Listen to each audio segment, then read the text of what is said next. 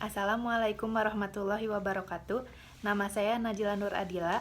Saya dari kelas IF 4301. NIM saya 130119401. Di sini saya akan menjelaskan mengenai materi pengembangan basis data.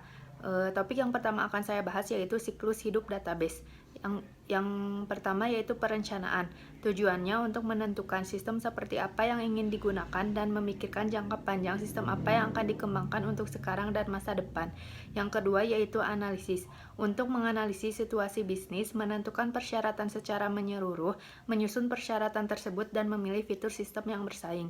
Yang ketiga yaitu rancangan. Terdapat dua langkah yaitu logical database design untuk mengidentifikasi integritas suatu data dan bagaimana data diamankan. Yang kedua yaitu physical database design untuk mengidentifikasi database yang sudah dirancang ke dalam sebuah DBMS yang berbentuk fisik sebuah data. Yang keempat yaitu penerapan, meliputi training staff, menulis program, menjalankan program, menguji dan memasangkan sistem baru, dan menyelesaikan dokumentasi. Yang terakhir yaitu pemeliharaan untuk memantau operasi dan kegunaan sistem dan untuk perbaikan dan meningkatkan sistem. Dalam pengembangan database tentu saja ada orang yang terlibat dalam pengembangannya. Yang pertama yaitu analis bisnis. Orang-orang ini bekerja dengan manajemen dan pengguna untuk menganalisis situasi bisnis. Yang kedua yaitu analis sistem. Orang-orang ini dapat melakukan aktivasi analisis bisnis dan menentukan persyaratan sistem komputer.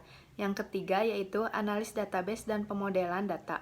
Orang-orang ini berkonsentrasi pada penentuan persyaratan dan desain untuk komponen database dari sistem informasi. Yang keempat yaitu user atau pengguna. Memberikan penilaian atas kebutuhan informasi dan memantau bahwa sistem yang dikembangkan memenuhi kebutuhan mereka.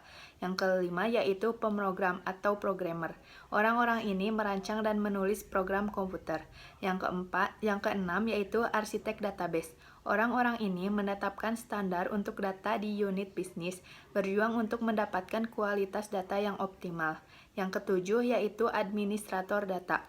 Orang-orang ini memiliki tanggung jawab untuk database yang ada dan yang akan datang, dan memastikan konsistensi dan integritas di seluruh database. Yang kedelapan yaitu manajer proyek. Tugasnya yaitu mengawasi proyek yang ditugaskan. Yang terakhir yaitu ada pakar teknis lainnya yang dibutuhkan di berbagai bidang seperti jaringan, sistem operasi, pengujian, gudang data, dan dokumentasi. Di sini saya akan menjelaskan mengenai evolusi sistem database. Evolusi sistem database memiliki beberapa model. Dapat kita lihat sebagai berikut. Yang pertama yaitu model hierarki. File diatur dalam struktur top-down yang menyerupai pohon atau silsilah grafik. Lalu yang kedua, model jaringan. Setiap file dapat dikaitkan dengan sejumlah file lainnya. Lalu yang ketiga, model relasional. Mengatur data di bentuk tabel dan hubungan antar mereka.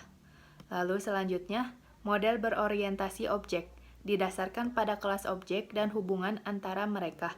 Seperti yang ditujukan pada gambar, kelas objek merangkum atribut dan metode. Lalu yang terakhir yaitu database multidimensi, yang menjadi dasar untuk gudang data, memungkinkan kita untuk melihat data dalam bentuk kubus atau skema bintang. Dalam pengembangan dan evolusi teknologi database, tentu saja ada dorongannya, atau ada motivasi yang menyebabkan perkembangan evolusi teknologi database. Yang pertama yaitu kebutuhan untuk memberikan kebebasan yang lebih besar antara program dan data, sehingga mengurangi biaya perawatan. Yang kedua yaitu keinginan untuk mengelola tipe dan struktur data yang semakin kompleks. Yang ketiga, keinginan untuk memberikan akses data yang lebih mudah dan cepat bagi pengguna yang memiliki baik latar belakang dalam bahasa pemrograman maupun detail pemahaman tentang bagaimana data disimpan dalam database. Lalu yang terakhir, kebutuhan untuk menyediakan platform yang lebih kuat untuk dukungan keputusan aplikasi. Sekian penjelasan materi dari saya. Terima kasih. Wassalamualaikum warahmatullahi wabarakatuh.